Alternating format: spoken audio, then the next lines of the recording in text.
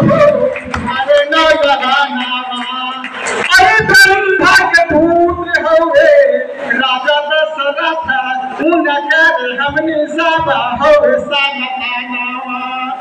राजा दशरथ के पुत्र हवे हमने उनकर सामतानावा। जागा भैया जागा हो तुम्हारे नौजवानावा।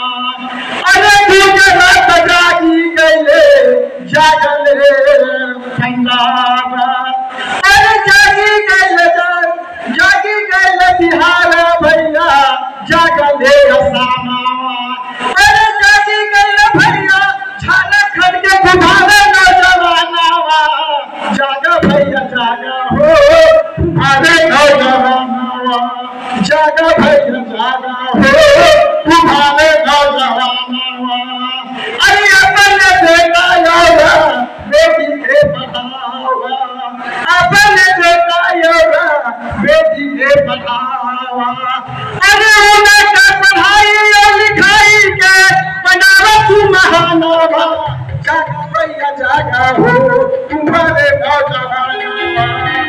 अरे उनका पढ़ाई और लिखाई भैया बनावा तू महानावा। अरे पढ़ाई लिखाई के भेजवा भैया संग